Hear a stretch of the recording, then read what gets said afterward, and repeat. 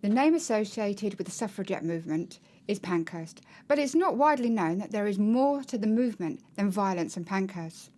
We look at the story of Miss Muriel Matters and her protests involving flying over London in a balloon and chaining herself to the grille of the Ladies' Gallery in the House of Commons. It is from this that she gained the name the Heroine of the Grille,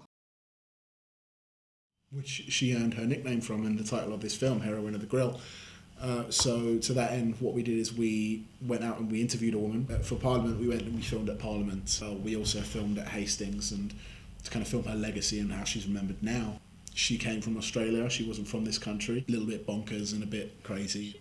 She was an elocutionist who had a studio in Australia. She was an actress. She was also a university lecturer. She gave a lecture at...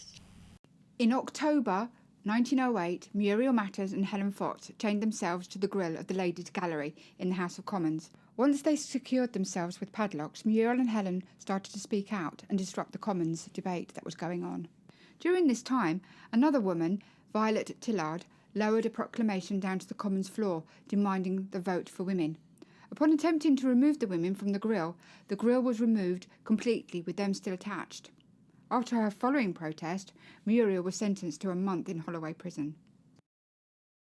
Muriel's plan was to take off from the Hendon Aerodrome in a balloon depicting Votes for Women and Women's Freedom League and fly over Parliament during the King's State opening in February 1909. But due to adverse weather, the balloon was moved off course to the west.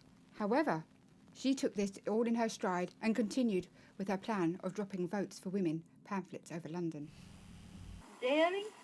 Well, yes, I suppose it was daring, as one looks back from the point of view of age and perhaps wisdom. But at the time I didn't stop to think what a risky venture it was. I was young, and the experiences of a suffragette soon taught one to be tough. What I like is that she just took charge of the situation and dropped the leaflets anyway, which I believe that was something you found out. Yeah, but she had £56 of paper on it, just throwing it out over London. And even though she didn't actually hit her target, she just decided, I'll do it anyway. So that's a small child in weight of paper. That's what her goal was. I mean, it would be pretty pointless to have all those like leaflets or pamphlets or whatever and not use them. I think it's more like interesting that her original plan messed up, but she's still remembered for doing it. And they don't look at it as a mess up, they look at it as just something It's else. strange because if you look at the actions that she actually did, she's the one who's remembered for it. Nobody remembers Violet Tillard, nobody remembers Helen Fox. What's also interesting is how every aspect of the suffragette movement we've seen, it's all an attack on Parliament. But she's actually remembered for not attacking Parliament. For this. She's remembered for non-violent. Because she missed.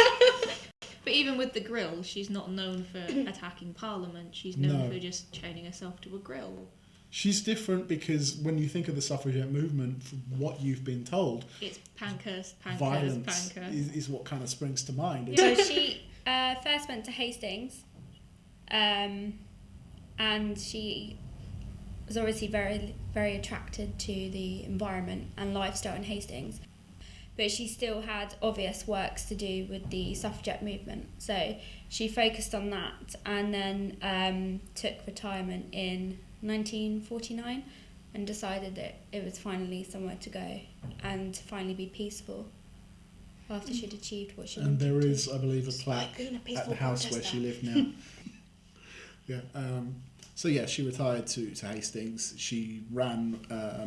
for a Labour Party candidate for Hastings seat in 1924. She didn't win, but it was a huge step forward just for a woman to even be up. It wasn't even she was running for the candidacy. Yeah. She was the candidate, so she obviously beat out males in that sense. Yeah, and it was quite an achievement because, just not that long before, they hadn't had the vote at all, and to come from that to actually running. Unfortunately, she didn't get the seat. She didn't win, but it shows an obvious change in society and their perceptions to even of let women. a woman. Yeah. And I think in part that was due to the actions of people like her, and in large part due to the actions of people like her. After 35 years of marriage to Bostonian dentist William Porter, Muriel became a widow in 1949. Her final days were spent in St Anthony's Nursing Home in St Leonards-on-Sea before passing away in 1969 of pneumonia.